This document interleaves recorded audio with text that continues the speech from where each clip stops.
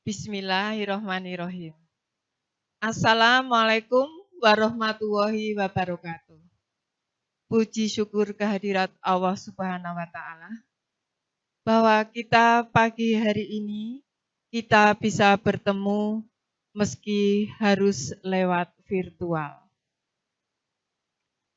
Anak-anakku sekalian, selamat pagi, selamat bergabung dengan SMA Muhammadiyah Plus Salatiga. Sebelumnya, Ibu akan memperkenalkan diri dulu. Saya Ibu Handiani Rate, guru bimbingan konseling. Di sini saya mempunyai tugas akan menyampaikan materi tata krama siswa. Tata krama atau adat sopan santun sering disebut etiket. Telah menjadi bagian dalam hidup dimanapun kita berada. Sejak Anda masih anak-anak, orang tua sudah mengajarkan sopan santun dalam semua segi kehidupan. Seperti bagaimana kita harus bersikap kepada orang tua, menyapa, atau cara makan, cara berpakaian, dan lain-lain. Tata krama itu tadi sering disebut dengan etiket. Tata krama terdiri dari dua kata, yaitu tata yang berarti aturan, adat, norma, atau peraturan. Krama artinya sopan santun, kelakuan, tindakan, atau perbuatan. Jadi, tata krama adalah adat sopan santun. Kemudian, apa toh manfaatnya tata krama bagi anak-anak? Ya, seseorang akan lebih disegani, dihormati, dan disenangi orang lain bila anak-anak selalu mempunyai atau menerapkan tata krama dalam kehidupan sehari-hari. Yang kedua, memudahkan hubungan baik diri sendiri dan orang lain. Atau sering disebut dengan better human relation. Kalau kita mempunyai hubungan yang baik dengan orang lain, kita akan mudah atau dimudahkan dimanapun kita berada. Kemudian yang ketiga, memberikan keyakinan diri pada setiap situasi. Kalau kita tahu tata krama, dimanapun kita akan lebih percaya diri. Oke. Kemudian, pengaruh tata krama terhadap perkembangan remaja. Ini sangat berpengaruh anak-anak. Terhadap gaya bicara. Orang yang mempunyai tata krama, ternyata gaya bicaranya pun akan kelihatan. Dia akan sopan, dia akan selalu mendengarkan terlebih dahulu dan tidak akan memotong pembicaraan orang lain. Kemudian berpengaruh juga terhadap perangai. Perangai itu sikap kita dalam kehidupan sehari-hari. Kemudian juga berpengaruh pada rasa toleransi. Rasa toleransi itu kita mempunyai mau menolong atau bersimpati terhadap orang lain. Bila orang lain membutuhkan pertolongan kita. Kemudian juga berpengaruh terhadap penampilan. Ya. Penampilan itu nanti banyak penampilan baik dalam segi berbicara, menghargai orang lain, maupun berpakaian dan sebagainya. Juga berpengaruh terhadap sikap ketika harus menghadapi keadaan atau menghadapi seseorang. Kita tidak akan mudah emosi. Ya. Kemudian saya akan menyampaikan beberapa contoh tata krama. Ini hanya beberapa ya anak-anak. Nanti dalam kehidupan sehari-hari itu kita banyak sekali tata krama yang harus kita terapkan, harus kita praktekkan dalam kehidupan sehari-hari. Ya. Yang pertama, tata krama berkenalan. Kedua belah pihak harus saling menyebutkan nama. Jangan hanya salah satu. Saling memandang. Jangan saat bersalaman kita tidak melihat orang yang kita ajak berjabat tangan. Ya. Harus saling memandang. Sehingga kita merasa saling dihargai. Kemudian yang kedua, tata krama bertamu. Ini yang paling ideal ya. Hendaknya berjanji terlebih dahulu. Dating tetap waktu. Jangan sampai kita janji jam 2, datangnya jam 4. Yang punya rumah sudah menunggu terlalu lama. Bisa-bisa kita tidak akan dipercaya untuk dating selanjutnya. Kemudian yang ketiga, tata krama terhadap guru. Menyapa saat bertemu. Ya, menyapa. Kalau di sekolah Islam biasanya Assalamualaikum Bu, gitu kan. Kemudian berbahasa yang halus kepada guru.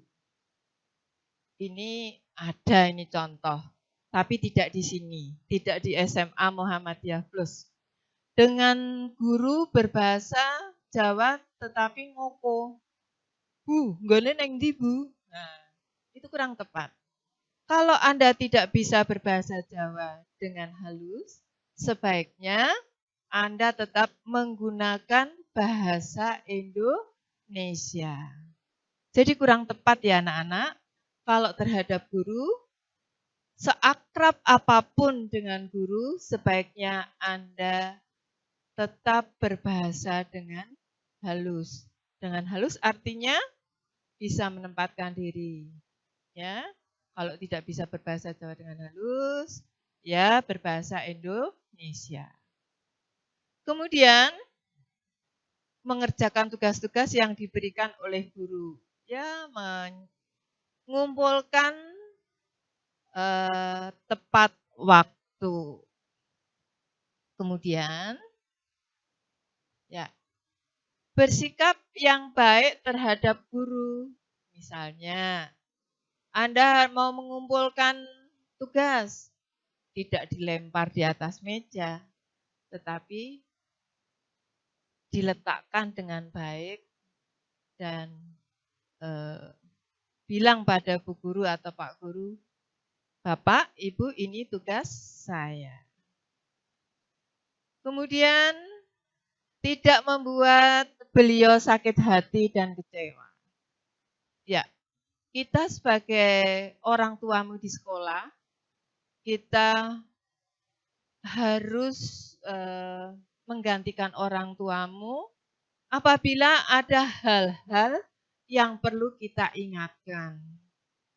Sebagai contohnya, misalnya ada anak bolos, ya harus kita ingatkan. Ada anak tidak berbahasa dengan halus terhadap guru, ya harus kita tegur. Jangan sakit hati, ya, dan malah melawan pada guru. Sehingga ibu dan bapak guru akan kecewa. Ya. Kemudian membantu guru saat beliau mengalami kesulitan.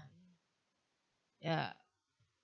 Saat banyak ini contoh, misalnya Bu Guru harus mengangkat barang-barang yang berat.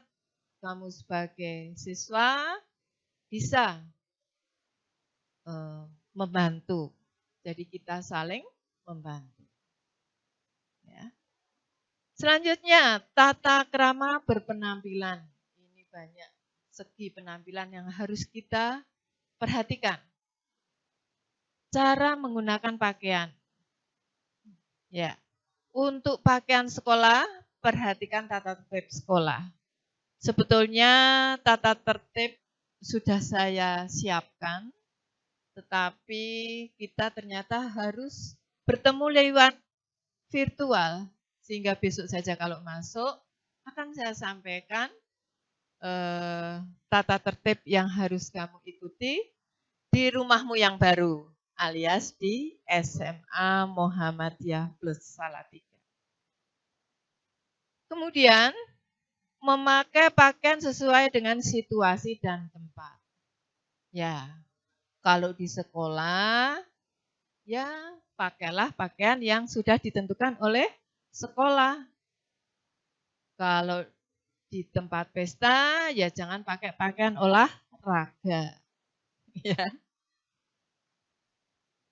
Untuk selanjutnya,